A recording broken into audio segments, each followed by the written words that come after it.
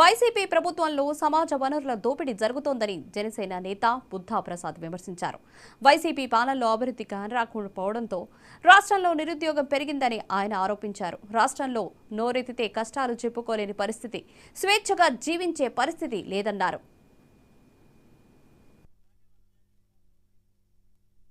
పార్టీకి మొదటగా మద్దతు ప్రకటించి ఆ తర్వాత బీజేపీ కలుపుకొని మన మహాకూటమి ఏర్పడటానికి కారణం. ఎందుకంటే గత 5 సంవత్సరాలుగా ఆంధ్రప్రదేశ్లో జరగని అరాచకం అంటూ లేదు.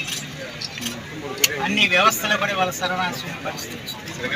సహజ వనరులన్నీ కూడా దోపిడీకి గురవుతున్నాయి. వేల కోట్ల రూపాయలు దోపిడీ చేసిన పరిస్థితి.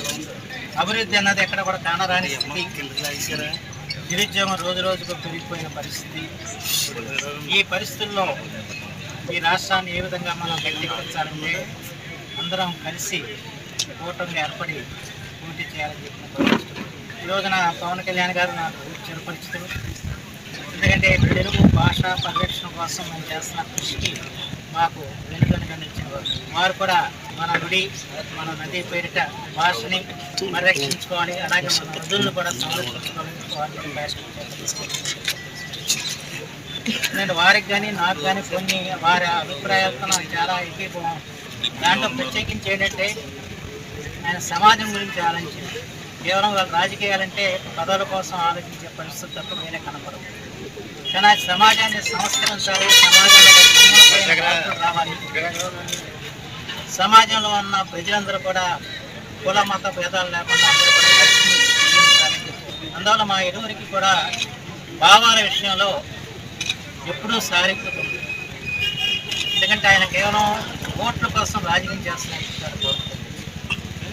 అంచేత వారిని ఈ రోజున మనం వారితో కలిసి పనిచేసే అవకాశం రావటం నాకు చాలా ఆనందదాయకంగా ఉంది. తెలుగుదేశం పార్టీకి మొదటగా మద్దతు ప్రకటించి ఆ తర్వాత బీజేపీ కలుపుకొని మన మహాకూటమి ఏర్పడటానికి కారణం. ఎందుకంటే గత 5 సంవత్సరాలుగా ఆంధ్రప్రదేశ్లో జరగని అరాచకం అంటూ లేదు. అన్ని వ్యవస్థలు కూడా వాళ్ళ సర్వనాశనం పరిస్థితి. సహజ వనరులన్నీ కూడా దోపిడీకి గురవుతున్నాయి. వేల కోట్ల రూపాయలు దోపిడీ చేసిన పరిస్థితి. అభివృద్ధి అన్నది ఎక్కడ కూడా కానరాని స్థితి. నిరుద్యోగం రోజు రోజుకు పెరిగిపోయిన పరిస్థితి. ఈ పరిస్థితుల్లో ఈ రాష్ట్రాన్ని ఏ విధంగా మనం గట్టెక్కించాలంటే అందరం కలిసి కూటమి ఏర్పడి పోటీ చేయాలని చెప్పిన పరిస్థితులు. ఈ రోజున పవన్ కళ్యాణ్ గారు నాకు చిరపరిచితులు. ఎందుకంటే తెలుగు భాష పరిరక్షణ